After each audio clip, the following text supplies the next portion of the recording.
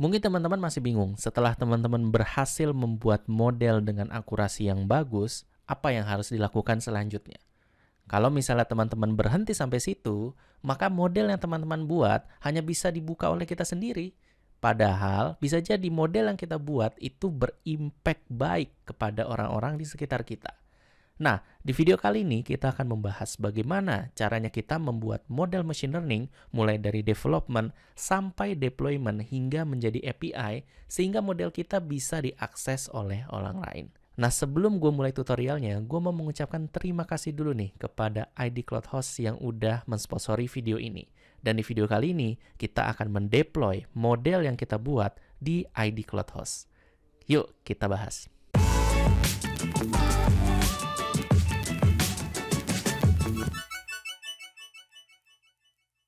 Nah, sekarang apa sih yang akan kita lakukan atau yang kita siapkan dalam model deployment ini?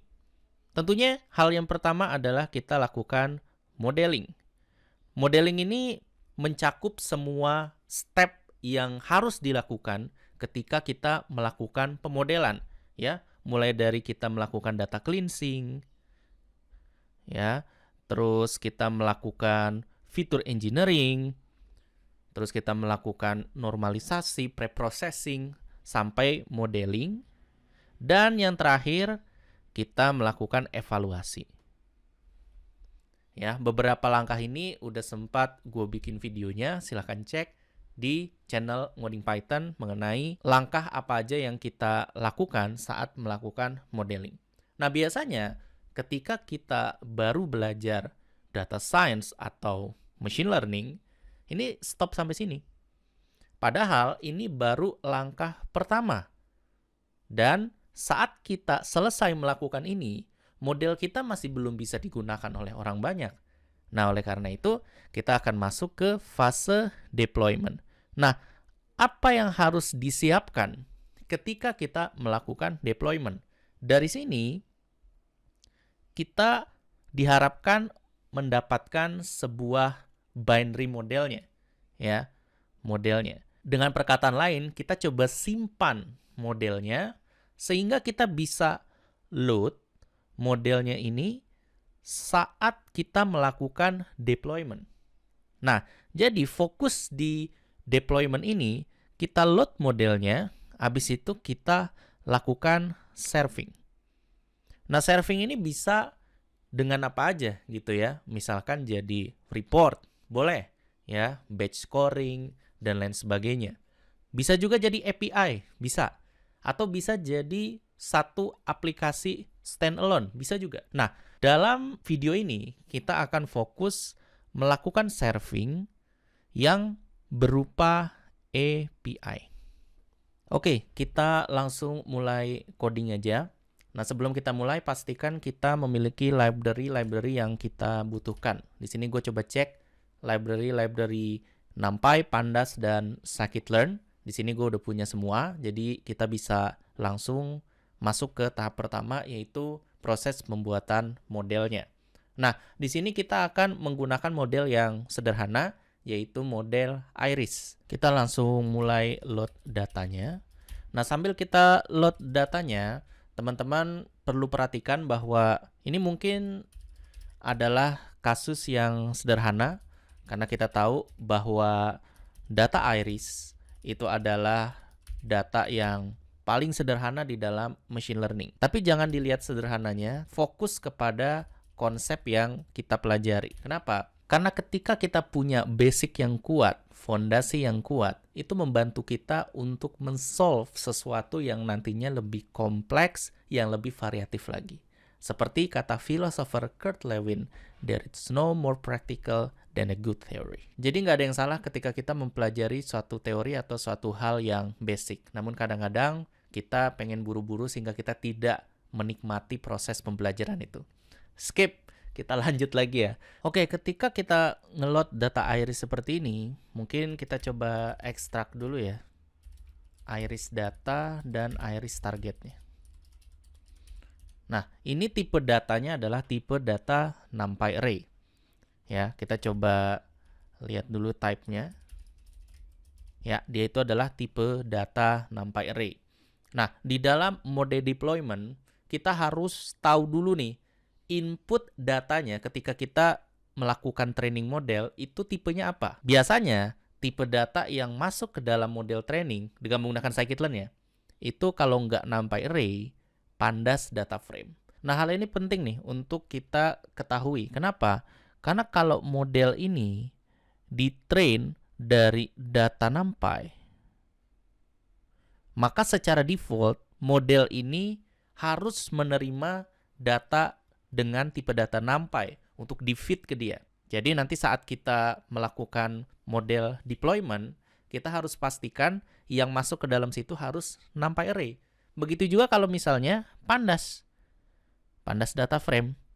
Ini kalau misalnya kita gunakan pandas data frame untuk ngetrain model tersebut, maka saat model deployment atau saat ngeload modelnya, kita harus pastikan bahwa yang masuk ke situ harus pandas data frame. Nah, untuk scikit-learn versi baru, ini memang kita bisa nih ngetrain dengan menggunakan pandas data frame, tapi nanti masukinnya NumPy array. Atau kebalikannya, ditrain dengan data NumPy array, nanti bisa dimasukin data pandas data frame. Tapi tetap tidak disarankan. Kenapa? Karena pandas data frame itu punya nama kolom.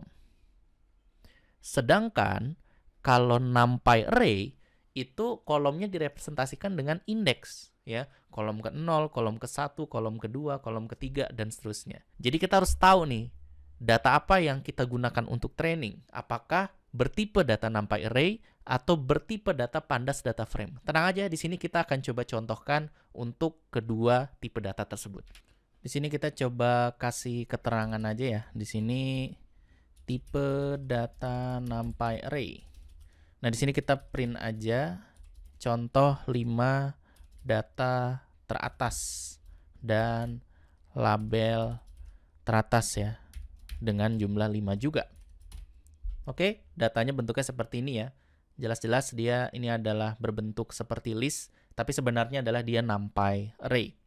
Nah, sekarang kita juga siapkan juga data dengan tipe data pandas data frame. Nah, tentunya kita perlu pandas dulu. Oke, kita scroll dulu ke bawah ya. Nah, di sini kita akan coba bikin data frame, pd data frame, lalu kita coba masukkan data irisnya dengan nama kolomnya adalah iris.featureNames. Ya, ini adalah data yang disimpan di scikit-learn ya, yang mana dia punya salah satu entity-nya featureNames. Ini adalah nama kolom atau keterangan fitur dari si datanya. Terus di sini kita juga tambahkan satu kolom lagi, yaitu kolom target, yang mana ini adalah si iris target. Oke, kita coba lihat datanya sekarang.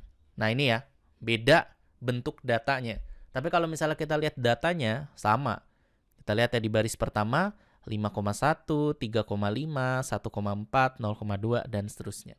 Dan di sini dengan menggunakan pandas data frame, kita bisa menggabungkan antara si datanya dengan si labelnya. Oke, sekarang kita akan masuk ke part modelingnya. Sebenarnya data ini sudah bisa langsung dimasukkan ke dalam model machine learning karena sudah memenuhi syarat. Apa syaratnya? Yang pertama, tidak ada nulnya. Sudah. Yang kedua, bentuknya adalah matriks. Apa arti matriks? Semuanya berupa angka. Sudah juga. Berarti harusnya sudah bisa masuk dong. Tapi di sini kita pengen ada sedikit enhancement. Ya, sebelum kita masukkan datanya ke dalam machine learning, kita mau scaling dulu. Ya, baru kita masukkan ke dalam model. Model yang kita akan gunakan adalah SVM. Sebenarnya apapun modelnya terserah, ini hanya contoh saja. Nah, kenapa harus di scaling dulu? Sebenarnya ini juga contoh.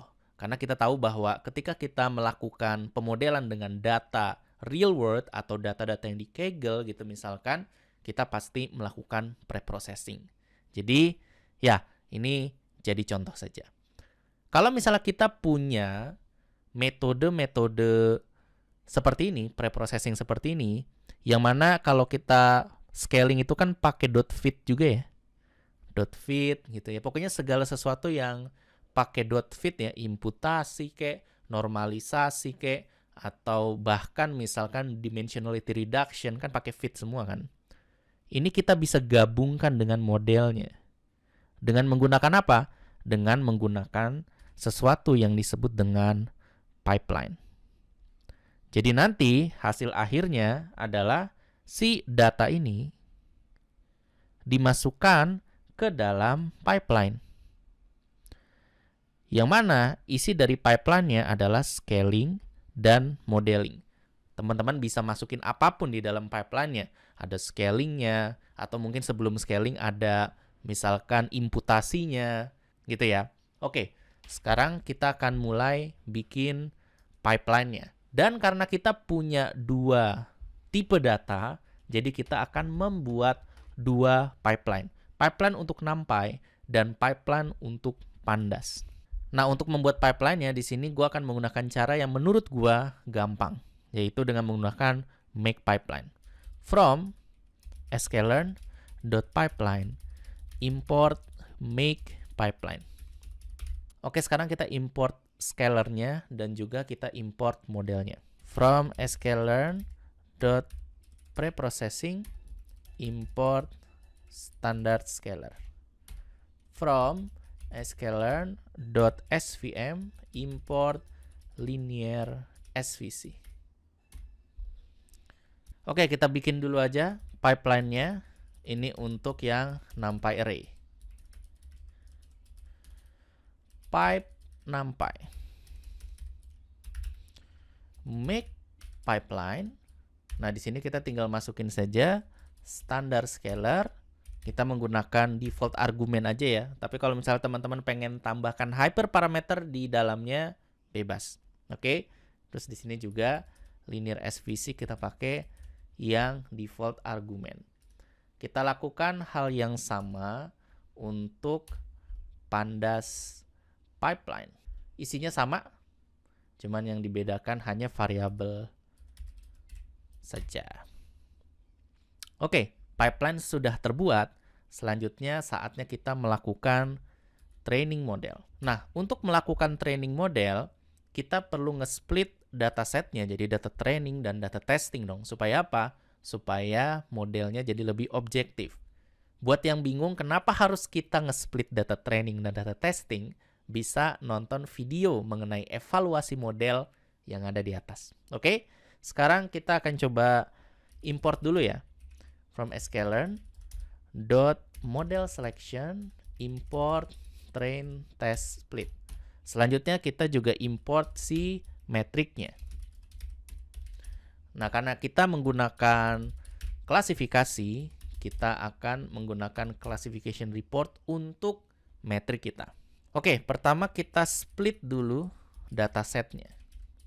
Karena ada dua dataset, maka kita akan nge-split dua kali. Yang satu split untuk NumPy array, yang satu split untuk Pandas data frame. Oke, kita mulai dari yang NumPy dulu. Xtrain, Xtest, Ytrain, Ytest, sama dengan train test split. Dalamnya adalah XY. Di sini kita masukin test size-nya 20%. Dengan random state-nya adalah 46. Ya, jadi kita pakai 20% porsi datanya untuk data testing dan sisanya adalah data training. Oke, sekarang untuk yang Pandas. Untuk yang Pandas mungkin ada sedikit berbeda ya. df train, df test, tapi sebenarnya sama saja. Train test split, di sini kita masukin df, test size yang sama, dan random state yang sama. Loh, kenapa yang NumPy ini kok return-nya 4 nilai, sedangkan ini cuma 2 nilai? Karena yang di NumPy array itu antara data dan targetnya itu dipisah, ya, X dan Y. Sedangkan yang di Pandas, ini data dan targetnya digabungkan di dalam data frame ini. Jadi makanya yang keluar cuma 2. Gitu. Kita jalanin ya. Oke, datanya sudah tersplit. Oke, sekarang kita masuk ke bagian training. Ini yang bagian atas belum training ya, ini masih splitting aja. Oke, berarti untuk trainingnya di sini ya. Nah, trainingnya juga 2 kali, yang satu untuk data NumPy, yang satu untuk Pandas. Kita training untuk yang NumPy dulu. Nah, untuk training gampang ya. Berarti kita tinggal lakukan pipe numpy.feed c xtrain dan ytrain. Nah, teman-teman bisa lihat di sini yang kita panggil di sini adalah pipeline-nya. Jadi secara otomatis ketika kita melakukan feed datanya ke dalam pipeline, dia akan melakukan dua hal ini, yaitu scaling dan juga modelnya sekaligus. Jadi kita nggak perlu nge-feed standard scaler dulu, nanti hasil feed-nya baru di-feed lagi ke SVM, nggak perlu. Cukup satu kali aja. Kalau kita melakukan model deployment, ini akan sangat membantu karena kita hanya perlu ngedump satu file saja, yaitu si file pipeline-nya saja. Tidak perlu ngedump standard scaler dan SVC secara terpisah. Begitu. Nah, sekarang kita langsung evaluasi ya. Ypred sama dengan pipe numpy dot predict cxtest. Nah, nanti kita tinggal print. Ini adalah hasil model NumPy, hasil evaluasi ya. Oke. Print classification report. Di dalamnya adalah ytest dan ypred. Oke. Sekarang kita coba jalankan dulu ya. The default value of dual will change from true to auto. Ini ada warning untuk si scikit-learn versi yang gue pakai sekarang. Jadi supaya ini hilang, kita coba tambahkan parameter dual ya. Di sini kita bikin dual sama dengan auto. Di sini juga sama. Oke, kita jalanin. Lalu kita coba train lagi. Nah, warningnya hilang. Sebenarnya nggak pakai dual auto juga nggak apa-apa sih, tapi karena ada warning biar nggak risih gitu ya, kita hilangin. Nah, sekarang kita akan coba training untuk data yang pakai Pandas data frame. Ini kita tulis di bawahnya ya, Pandas DF. Nah, kita tahu bahwa data yang ada di Pandas DF ini antara data dan targetnya berada dalam satu variabel. Nah, berarti kita harus pisah dulu nih. Jadi, di sini kita bikin xtrain df dan ytrain df. Nah, untuk yang xtrain df ini adalah semua yang ada di df train. Lalu kita drop si kolom target. Axis sama dengan 1 karena kita pengen ngedrop kolomnya. Selanjutnya untuk yang ytrain df, ini adalah df train si target. Nah, sekarang kita coba pisahkan juga untuk yang data test. Oke. Setelah terpisah, kita coba copy yang ada di sini. Kita ganti di sini dengan pipe pandas. Di sini kita tambahkan df. Ini juga kita tambahkan df. Di sini kita juga tambahkan df. Ini boleh deh tambahkan df untuk membedakan ya. df. Di sini juga kita tambahkan df pandas. Dan jangan lupa yang di sini kita ganti pipe pandas untuk prediknya. Kita jalankan. Oke, kalau kita lihat di sini modelnya mendapatkan hasil evaluasi yang sama persis baik itu Pandas maupun NumPy. Tidak mengherankan karena memang pertama splitnya itu sama persis ya karena menggunakan random state yang sama, dan yang kedua ini datanya juga sedikit jadi modelnya bisa lebih konsisten. Mungkin kalau datanya lebih banyak lagi ada kemungkinan modelnya akan menghasilkan hal yang berbeda. Oke, setelah training selesai dan kita sudah lihat evaluasinya, kita save modelnya. Save model. Kita akan menggunakan Pickle. Kalau teman-teman prefer menggunakan Joblib, silahkan.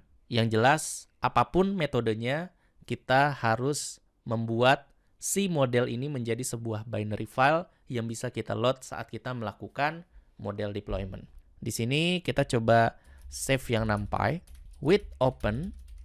Ya, kita bikin nama filenya misalkan model numpy.pkl. Nah, di sini metodenya pastikan WB atau write binary as model file. Lalu selanjutnya pickle dump. Model yang pengen kita simpan adalah pipe numpy, disimpan ke dalam model file. Kita coba dulu ya. Oke, di sini kita sudah berhasil menyimpan model numpy, dan ini kalau misalnya kita buka directory kita bisa lihat bahwa di sini ada model numpy PKL. Ini adalah binary file dari model kita yang sudah kita train tadi. Nah, sekarang kita coba jalankan atau simpan yang pandas version. Kita ganti jadi pandas. Ini kita ganti jadi pandas. Kita jalankan. Oke, kita coba balik lagi ke home. Refresh. Nah, model pandas.pkl. Kita lihat di sini yang model pandas ini memang lebih besar sedikit dibandingkan yang model numpy. Oke, sekarang kita masuk ke load model. Ini adalah bridging yang penting di antara model development ke model deployment. Oke, nah sekarang kita akan coba yang numpy dulu nih. Kita copy aja ya ini. Nah, di sini kita ubah sedikit. Yang pertama adalah modenya adalah RB. Ingat, saat kita membaca modelnya, jangan salah modenya. Kalau kita nggak sengaja mengubah ini jadi WB, maka model numpy ini akan otomatis ter-override dan hilang. Karena apa? Karena di sini kita pengen nge-load, di sini bukan pengen ngedump. Nah, karena di sini WB terus tiba-tiba di sini error, otomatis ya modelnya hilang. Jadi hati-hati sekali ketika kita membaca, pastikan ini RB atau read binary. Silakan disesuaikan kalau teman-teman menggunakan joblib. Nah, di sini kita tinggal pickle load. Di sini kita tinggal masukin model file saja. Ini kita masukin ke dalam variabel, misalnya loaded numpy model. Nah, model numpy sudah terload. Sekarang gimana cara kita makainya? Nah, yang perlu kita ingat, model ini dimasukin berapa fitur nih supaya bisa menghasilkan prediksi. Data iris itu punya 4 fitur ya. Ini kalau kita lihat di sini ada 4 kolom. Berarti kita harus memasukkan 4 fitur ke dalam model ini. Kalau modelnya pengen menghasilkan prediksi. Nah, untuk numpy model kita harus pastikan posisi fiturnya itu benar. Jadi kalau misalnya di posisi pertama ini adalah sepal length, posisi kedua sepal width, dilanjutkan petal length, lalu petal width. Nggak boleh ketukar. Kalau ketukar pasti artinya beda. Dan bisa jadi nanti hasil prediksinya bisa salah. Misalkan kita punya new data. New datanya adalah misalkan 1111 ya. Sepal length-nya 1, sepal width-nya 1, petal length-nya 1, dan petal width-nya 1 cm. Oke, sekarang kita akan coba predict modelnya.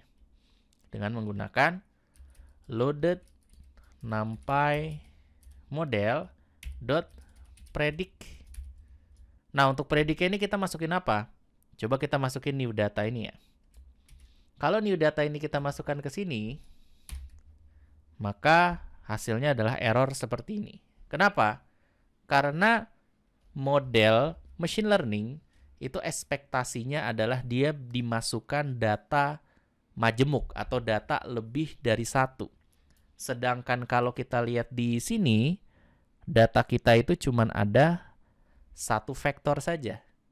Nah, jadi vektor ini kalau mau dibikin majemuk, walaupun datanya cuma 1, maka kita perlu tambahkan tanda list seperti ini. Ya, jadi misalnya kita punya vektor nih, 1, 1, 1, 1.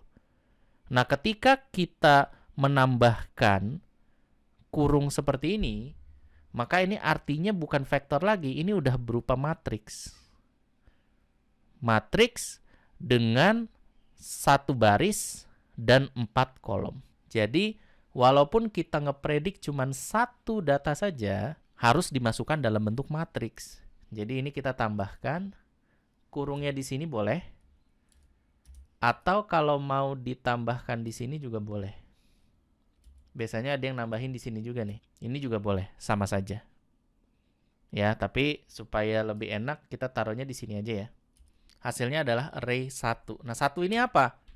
Nah, kita sebagai seorang data scientist harus tahu nih, maksudnya label 1 itu apa? Maksudnya label 0 apa? Maksudnya label 2 itu apa?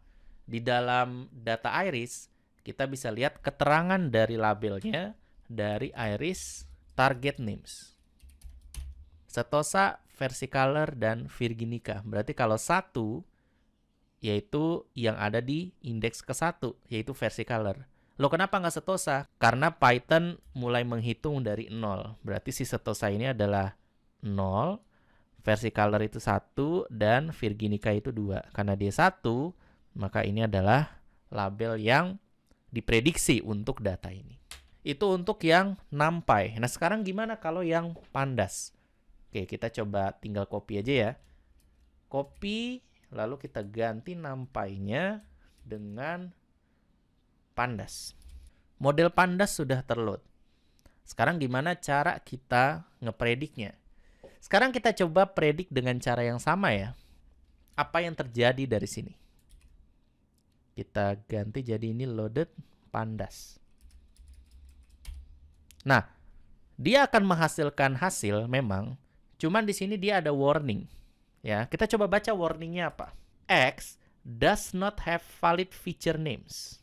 Karena model kita di-training dengan menggunakan Pandas data frame. Yang mana Pandas data frame, seperti yang kita tahu di atas, dia punya kolom nama fiturnya. Sedangkan data X yang ada di sini tidak punya nama fitur di dalamnya. Kalau kita menggunakan scikit-learn yang versi lebih lama dari ini, dia akan menghasilkan error. Tapi bukan berarti hasil ini tuh pasti benar, belum tentu. Karena dia butuh data yang punya valid feature name sebenarnya, yang ada di dalam sini.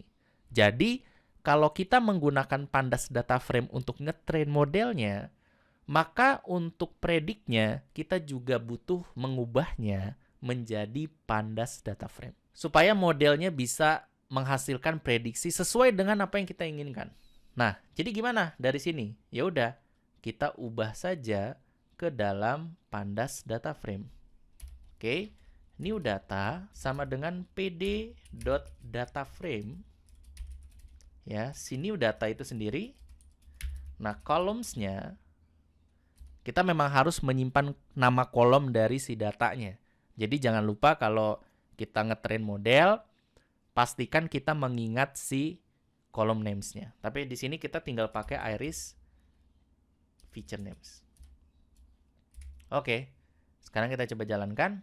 Nah, sekarang dia sudah tidak keluar warning lagi. Yang artinya kita sudah ngepredik modelnya sesuai dengan data yang diminta oleh si modelnya. Nah, mungkin kita coba lihat hasil new datanya ya, biar enak gitu ya. Nah, ini datanya bentuknya seperti ini. Dan harus seperti ini. Jadi nanti di dalam scriptnya, pastikan ketika dia mendapatkan data baru, harus diubah dulu ke dalam data frame sebelum dipredik ke model yang dilatih dengan tipe data Pandas. Ini kita udah selesai bagian development modelnya, sekarang kita akan masuk ke bagian deployment model.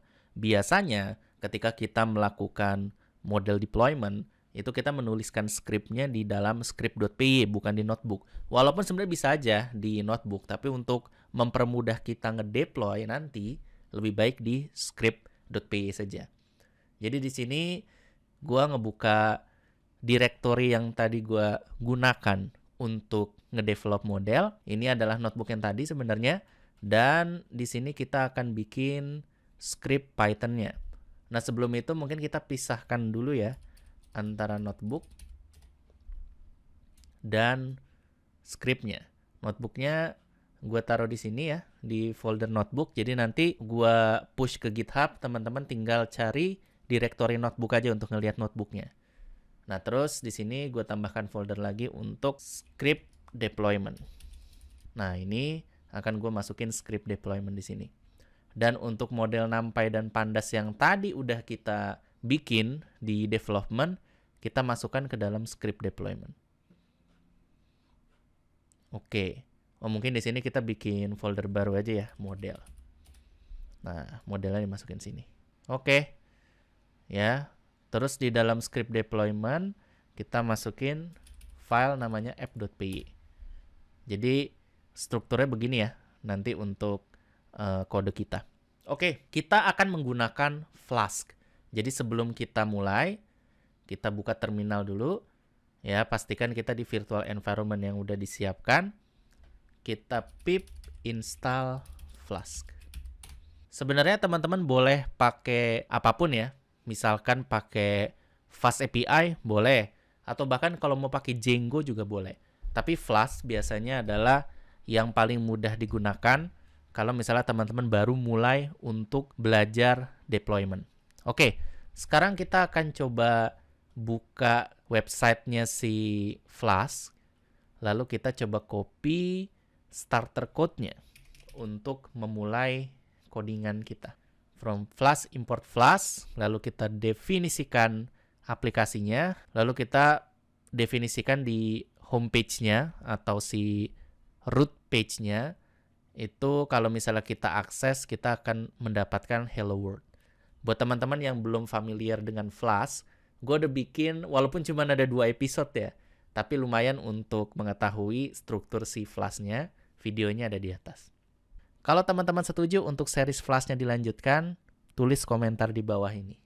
Kalau lebih dari 10 komentar aja, gue akan lanjutkan video Flask-nya.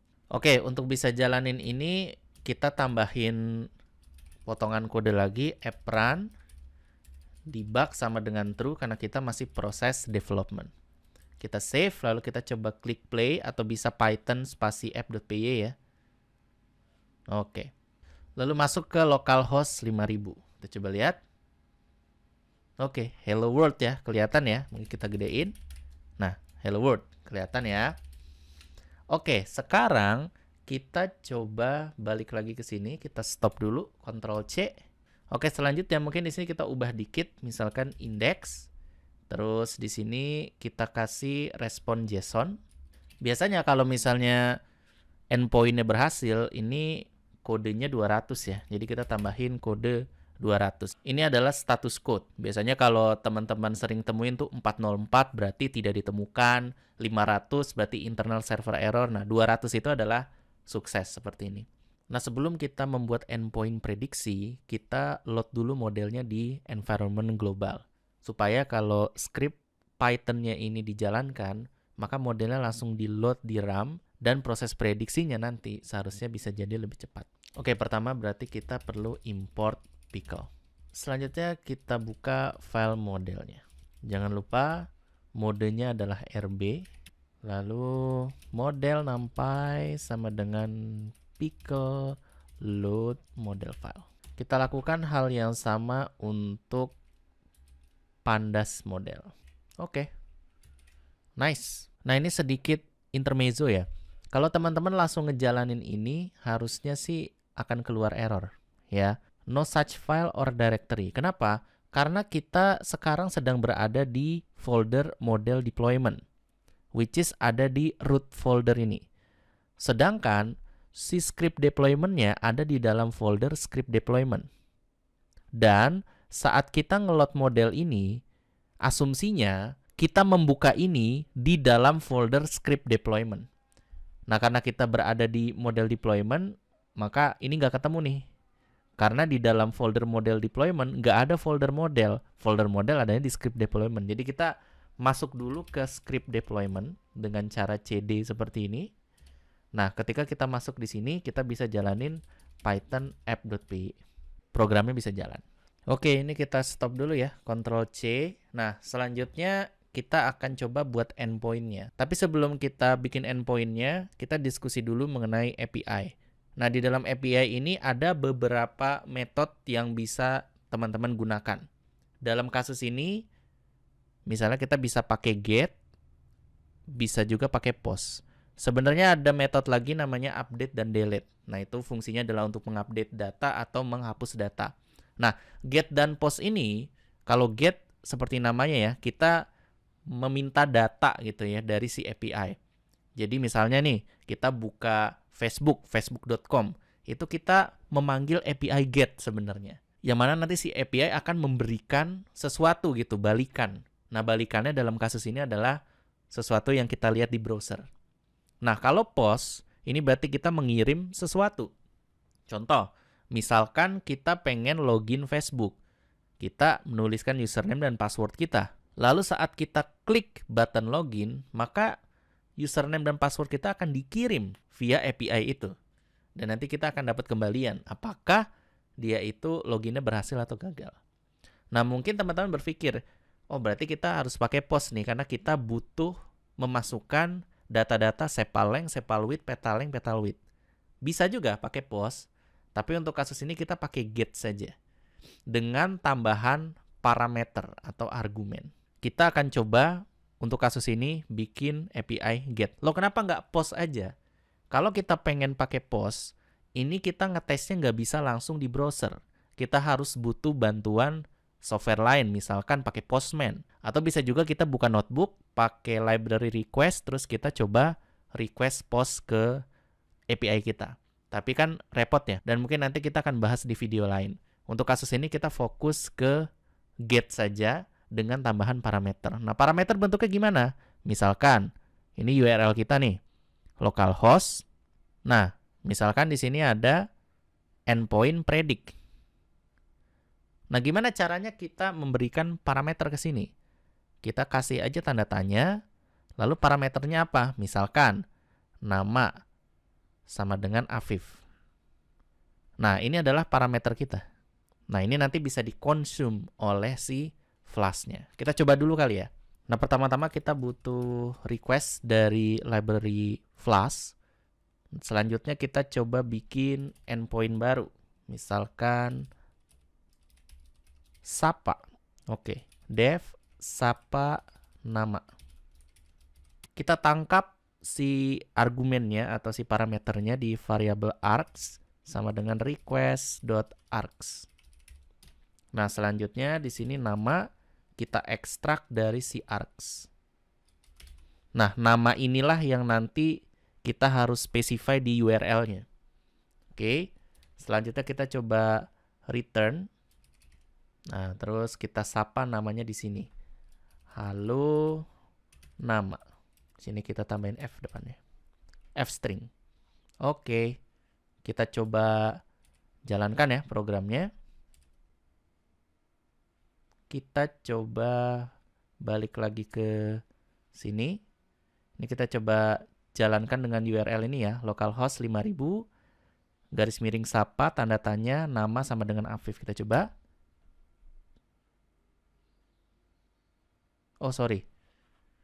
Args-nya jangan ditambahkan kurung. Kita save, dia akan otomatis nge-reload. Kita coba balik lagi, kita refresh. Nah, sekarang muncul seperti ini. Halo Afif, status sukses. Kalau kita ganti belakangnya jadi Budi, maka dia akan berubah jadi halo Budi. Nah, kalau misalnya kita nggak kasih argumen, apa yang terjadi? Nah, bad request key error.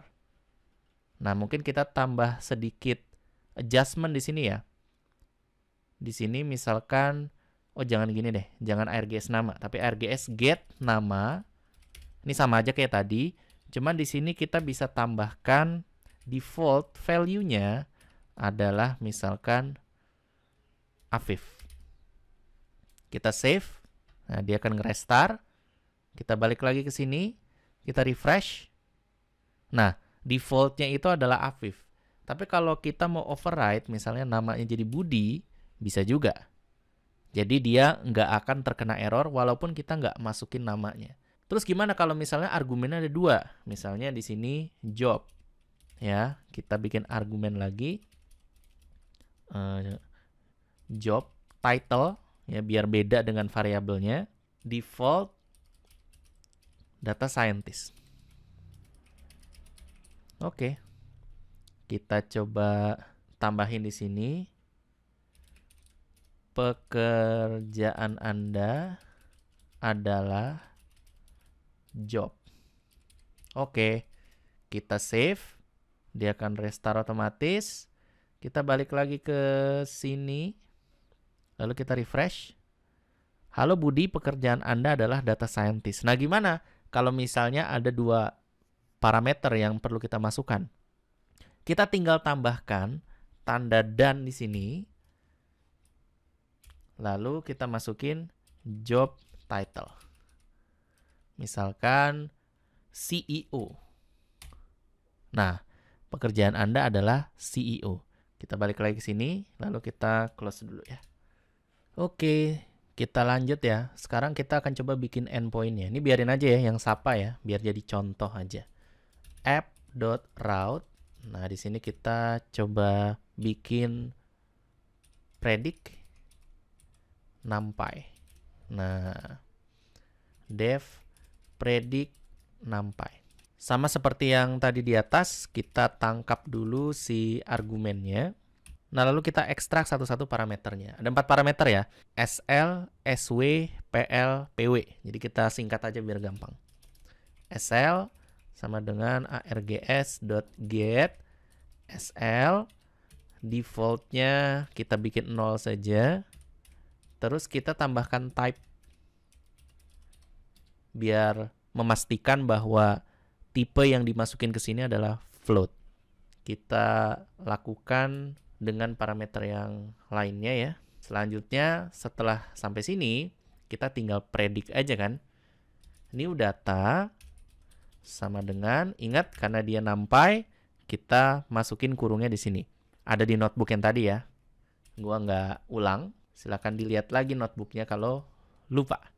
Oke, selanjutnya di sini kita tinggal predict result sama dengan model numpy dot predict si new data. Nah, ini kan hasilnya adalah array kan ya. Kita coba lihat lagi deh di notebooknya. Oke, di sini kan hasilnya begini ya. Nah, kita pengen ambil elemen si angkanya saja, lalu kita ubah angka tersebut menjadi si labelnya. Jadi kita tambahkan di atas sama dengan iris setosa, iris versicolor, dan iris virginica. Nah, selanjutnya di sini kita tinggal ambil saja res sama dengan label ya, res elemen ke 0. Ingat ya, karena dia itu adalah list hasilnya dan list elemen yang paling pertama, jadi list 0. Oke, semoga jelas ya. Nah, si elemen ini, si angka ini akan menjadi indeks yang ada di sini. Kalau hasil dari prediksinya 0, dia akan otomatis langsung ambil elemen ini. Kalau 1, ambil elemen ini. Dan kalau 2, ambil elemen ini. Sekarang kita tinggal keluarkan return-nya. Status sukses, message, atau di sini kita jangan message, result adalah si res. Oke, kita coba dulu yang numpy ya. Kita save. Nah, sekarang kita coba jalankan programnya. Kita balik lagi ke browser. Lalu kita ganti dengan predict numpy. Lalu kita masukkan parameternya. Kita coba jalanin. Yang keluar di sini adalah iris versicolor. Mungkin kita tambahkan input kali ya. Jadi biar memastikan bahwa input kita udah benar gitu.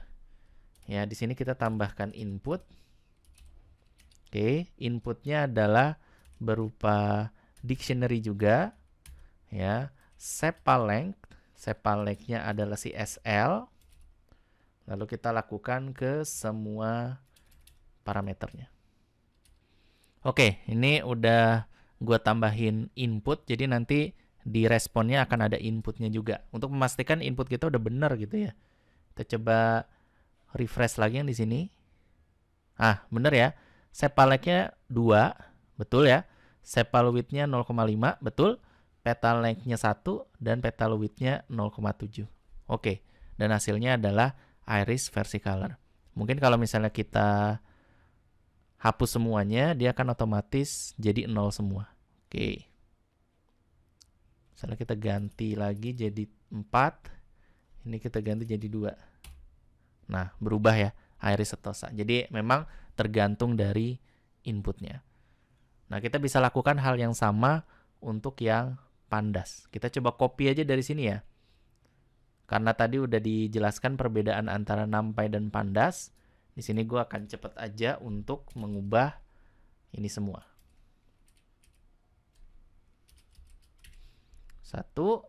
Terus selanjutnya di new datanya kita ubah jadi pd.dataframe. Nah, data frame di sini adalah new data. Nah, karena kita nggak punya nama kolomnya, berarti kita harus definisikan secara manual. Nah, biar nggak repot, mungkin kita coba buka notebook yang tadi. Ini masih jalan nggak kernelnya ya. Kita coba keluarkan ini. Oke, ini kita copy. Kita copy, kita masukkan ke dalam feature sama dengan, nah ini. Nah, ini nanti kita jadikan features. Oke. Pandasnya belum diimport, kita import dulu.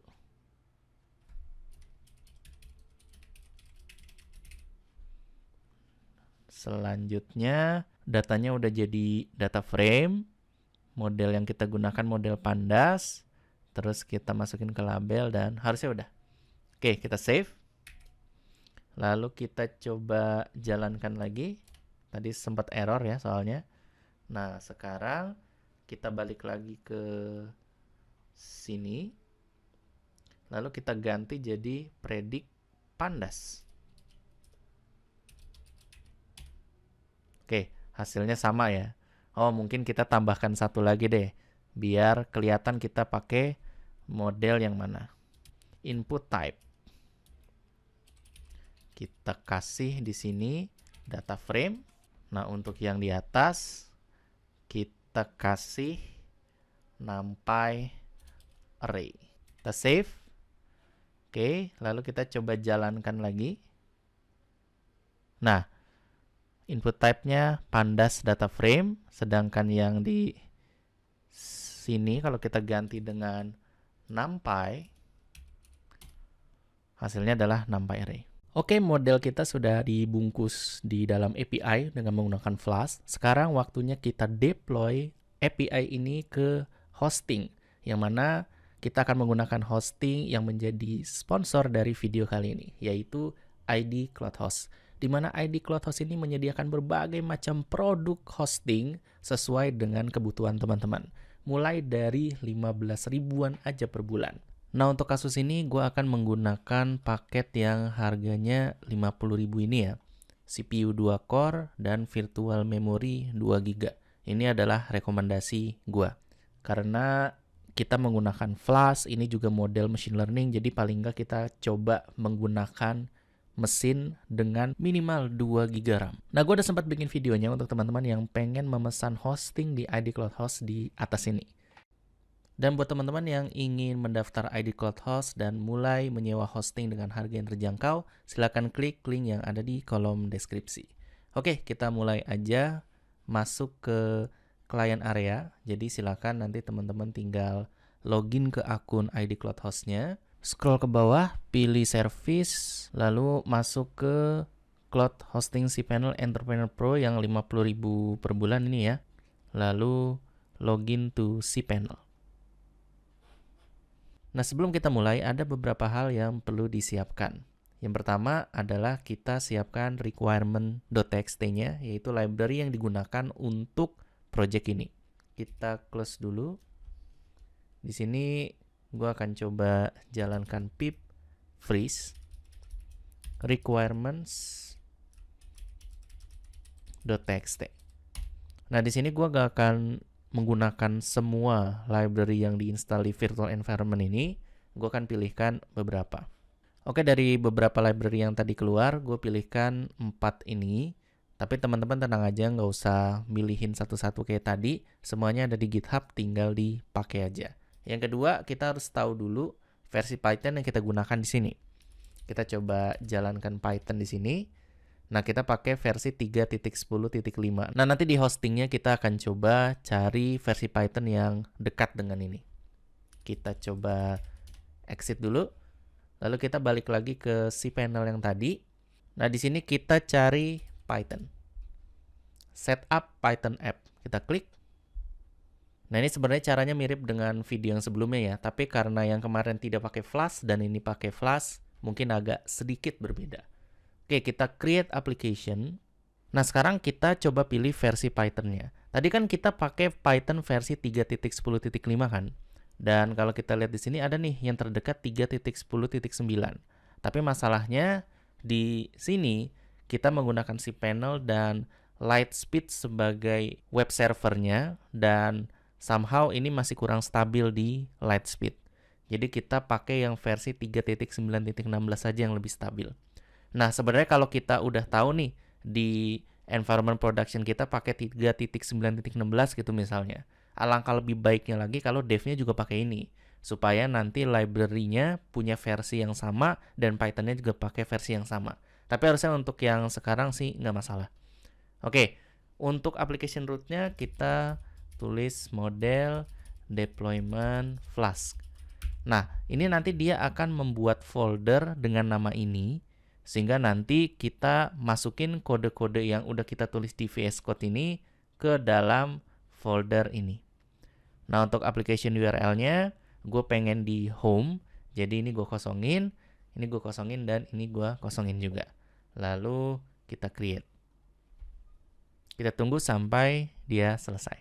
Oke, dia udah selesai. Selanjutnya kita akan masuk ke folder ini dari file manager supaya kita bisa upload kode yang udah kita buat di lokal.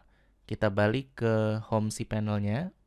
Lalu di sini kita masuk ke pengelola file atau file manager. Nah, di sini kita akan mendapatkan folder model deployment Flask. Kita buka. Nah, di sini kita akan upload file-file yang ada di dalam folder script deployment ini. Kita coba langsung upload aja dulu ya. Unggah.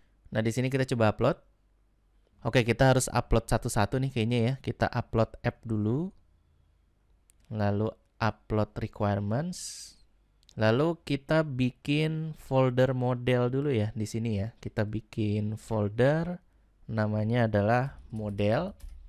Nah, di dalam model ini kita upload lagi model yang udah kita bikin di lokal. Model NumPy, dan model Pandas.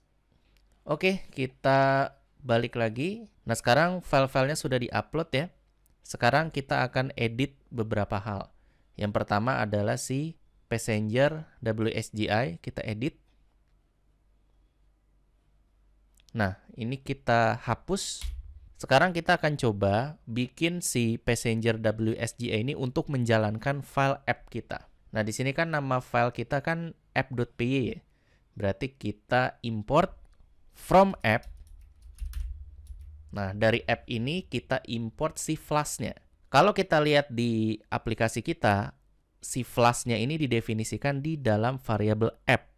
Nah, berarti di sini kita masuk import app. Nah, jadi jangan bingung ya. Ini apa nih? From app, import app. Nah, app yang pertama ini adalah nama file si app kita. Dan app yang kedua ini adalah variabel tempat si Flask itu didefinisikan. Nah, di sini kita tambahkan as application. Nah, kenapa as application? Karena kalau kita lihat di sini tadi ya. Nah, ini ya. Application entry point-nya namanya adalah application. Makanya ini kita kasih alias application. Oke, kita simpan perubahan. Nah, file selanjutnya yang perlu kita update adalah app.py. Ini kita edit. Sebenarnya editnya sederhana aja. Yang bagian bawah ini kita hapus atau kita komen. Ya, kita komen aja deh ya. Kalau kita menjalankan script ini di lokal dengan menggunakan Python spasi app.py, kita butuh ini. Tapi karena ini kita akan jalankan di server, kita nggak perlu menjalankan ini. Jadi cukup kodenya aja, karena semuanya sudah diwakili oleh si variabel app yang ada di sini. Jadi biarkan si passenger WSGI-nya yang menjalankan file ini, tanpa perlu kita tambahkan ini. Oke, kita save ya. lalu kita close aja. Selanjutnya kita balik lagi ke setup Python app kita. Kita scroll ke bawah ya. Nah, ini Passenger WSGI yang tadi kita edit, dan application ini adalah yang tadi kita masukin ke dalam Passenger WSGI ya. Nah, di sini kita tadi udah upload si requirement.txt-nya. Sekarang kita coba tuliskan requirements.txt, lalu kita add, dan di sini kita klik dan install semua yang ada di dalam requirement.txt. Kita tunggu sampai selesai. Oke, udah selesai. Ini kita install. Nah, sekarang kita akan coba scroll ke atas, kita restart. Oke, lalu kita save. Kita tunggu sampai dia selesai. Sudah selesai. Selanjutnya kita akan coba open URL ini. Kita jalankan. Oke, service is up, status sukses. Nah, sekarang kita akan coba tambahkan endpoint dan parameter yang udah kita coba di lokal. Kita coba paste di sini. Nah, kita akan lihat apa yang terjadi. Nah, kita bisa lihat dia sudah menghasilkan hasil yang sama seperti yang ada di sini. Walaupun kalau secara tampilan memang lebih bagus di lokal ya. Tapi dari sini kita bisa lihat bahwa model kita sudah terserve dengan baik. Nah, kita coba pakai yang Pandas ya. Pandas. Nah, endpoint Pandas juga sudah bekerja dengan baik. Nah, dengan ini kita sudah selesai melakukan deployment model sehingga orang lain bisa menggunakan model yang kita buat. Sekali lagi terima kasih untuk ID Cloud Host yang sudah mensponsori video ini. Dan buat teman-teman yang pengen coba deploy model teman-teman di ID Cloud Host, silakan register dan pesan hostingnya sekarang di link yang ada di kolom deskripsi di bawah.